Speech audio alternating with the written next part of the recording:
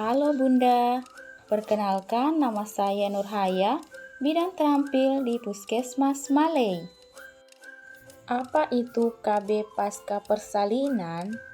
Keluarga berencana atau KB pasca persalinan adalah upaya pencegahan kehamilan dengan menggunakan metode alat atau obat kontrasepsi segera setelah melahirkan sampai dengan 42 hari atau 6 minggu setelah melahirkan.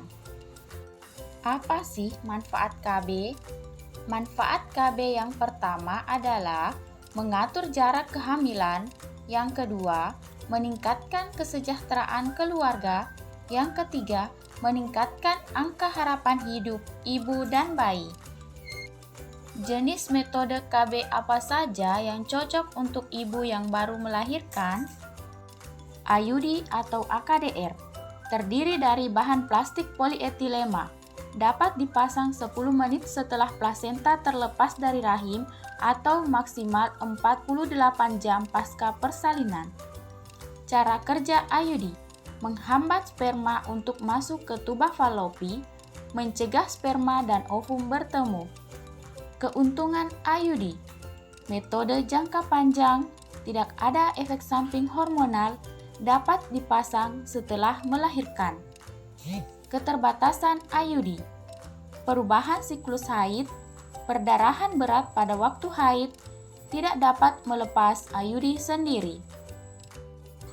Implan: pemasangan implan disarankan 6 minggu pasca persalinan. Metode ini tidak mengganggu produksi ASI sehingga dapat digunakan bagi ibu menyusui. Efek samping yang dapat muncul adalah perubahan pola atau jumlah haid, peningkatan berat badan, nyeri kepala, mual, dan perubahan emosi. KB suntikan. KB suntik adalah metode kontrasepsi hormonal jangka pendek. KB suntik progestin 3 bulanan baru dapat diberikan di atas 6 minggu setelah persalinan dan aman digunakan bagi ibu menyusui. Keuntungan KB suntik 3 bulanan adalah tidak memiliki pengaruh terhadap ASI. Keterbatasan KB suntik 3 bulan, berat badan naik atau turun, kembali kesuburan lambat, biasanya 4 bulan setelah suntikan terakhir. Pil KB. Pil KB adalah metode kontrasepsi hormonal jangka pendek.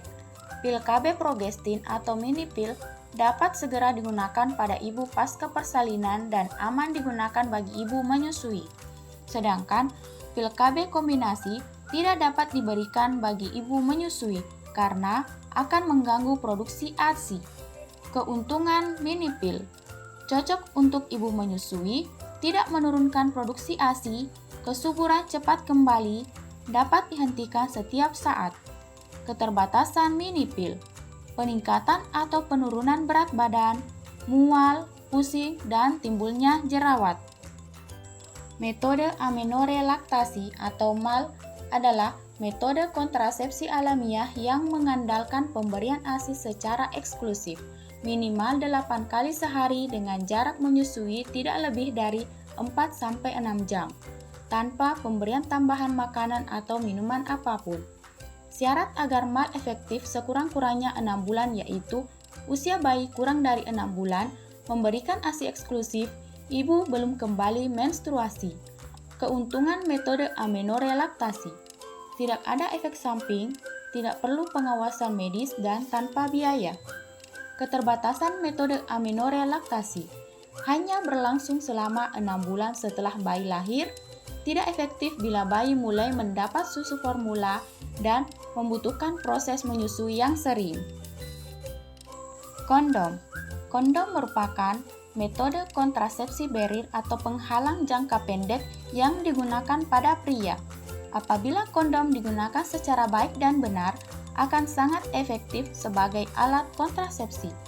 Keuntungan kondom: tidak mengganggu produksi ASI, tidak perlu resep dokter, dan harga terjangkau.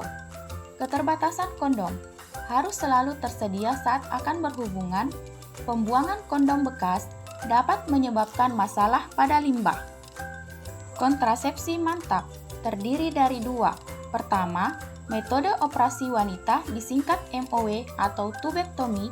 Yang kedua, metode operasi pria disingkat MOP atau vasektomi.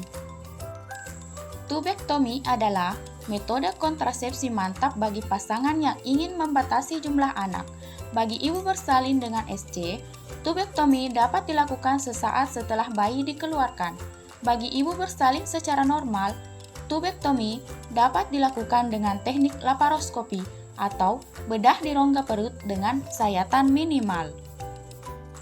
Vasektomi adalah metode kontrasepsi mantap yang ditujukan untuk pria.